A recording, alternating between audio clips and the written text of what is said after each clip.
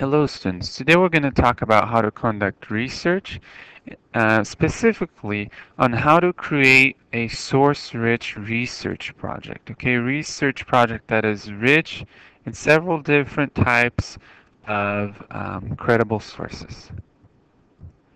Okay, first of all, I want to address Google. Okay, in today's world, you can just type anything on Google and you can find information about it. Okay, Google, in a lot of ways, really has opened up the world to you, to me, to everyone. Okay, everything is at the tip of our fingers.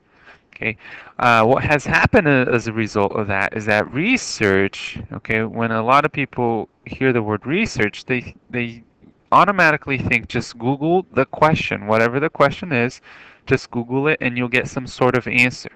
Okay, now that is a great tool, a great way to use Google. However, that is not research. Okay, and the reality is that today most students don't understand what credible research truly is, and are not ready to perform a true research project that is credible and that they can learn valuable and meaningful information in application to a real world situation. Okay, so that's the point of this presentation here. We're going to talk a little bit about going beyond Google. Okay, um, in a research project, you want to have a variety of sources, okay? Not just two or three articles that pop up on Google or Yahoo.com or anything like that, okay? First of all, you want a primary source, okay? Primary source is usually a historical source, uh, historical evidence from the person that was involved in whatever you're researching. Okay, so if we use an example of the Civil War, a speech by Abraham Lincoln would be a primary source. Okay, reference books does not mean that they have to be on paper, they can be digital, okay, but are just journals or encyclopedias or professional magazines, anything that can be used as a reference. Um, for research. Okay, oral interview or oral history. Okay, these are usually have to do more with traditions. But an interview with a professional or an expert in a subject is a great source for a research project. Of course, internet sites that are verified. Okay, and one thing that a lot of students don't think about is explore your community. Okay, you might have many sources in your community. Let me give you an example of each one of these so that you can have an idea of what to look for. For example, primary source. If you're studying the historical development of the periodic table, Mendeleev's original periodic table, his first periodic table, would be a great primary source for a project. Now, reference books, okay, encyclopedias is a great place to start to just give you a basic groundwork on the subject that you're researching. Okay, science journals such as Science or Nature are also great professional and reliable sources of information. Oral interview, okay, for example, if you're studying the development of the atomic bomb, you might find out that Neil Bohr was part of the development of the atomic bomb, the Manhattan Project. And I totally made this up, okay, if he gave an interview about his involvement, that would be a great source of information about what happened and what his opinions on the project were and the ethics regarding the project. Okay, a verified internet site.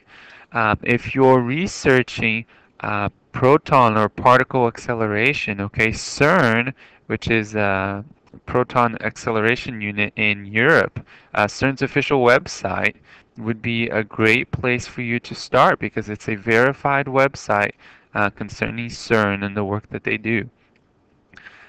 Explore community resources, okay? If you want to talk about nanotechnology, you might want to contact via email a professor at UTA. Okay, it's right here in the community and would be a great reliable source for your project. Okay. Now, I do not want to say that Google is a bad source of information. It absolutely is not. Okay. Now, I'm going to give you some tips on how to use Google just to make your life easier so that you can find reliable information. Okay. One of them is books.google.com can refer you to some great books that you can check out of the library or look up online. Okay. News.google.com will help you find the latest news articles. Okay, Scholar.google.com will help you find journals, okay, professional journals regarding a subject. All right. And there's also the advanced search on Google that a lot of students don't know about. Okay, I'm actually going to demonstrate that now for you. For example, I search here nanotechnology just as a general search, and I get things like Wikipedia, some pictures. Uh, but here, I actually want to go to advanced search on nanotechnology. Okay, if I'm looking for specifically for a phrase, okay, I can type that in. Or if I'm looking for one of several words, I can type those in. And of course, there are tips here that you can use. Okay, if you don't want a certain word, you can put that here.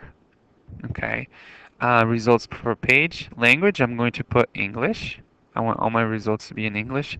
And format, let's say that for this part, I'm early in my project and I want to find out just some PowerPoints to see different uses of nanotechnology and things like that.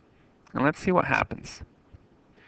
So here, all my search, all of these documents are PowerPoints. Okay, so I can see here energy and nanotechnology. I could narrow down my project to this subject, or agriculture and nanotechnology, nanotechnology and environmental impact, NASA and nanotechnology. I've actually looked at that one and it's very interesting.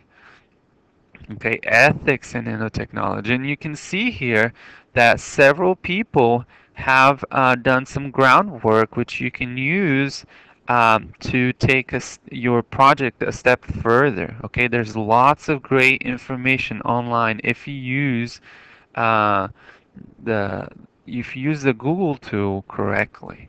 Okay, I hope this presentation was helpful to you and that from now on you will be able to perform research in a more professional way where you can create research projects with many sources that are rich and reliable in information.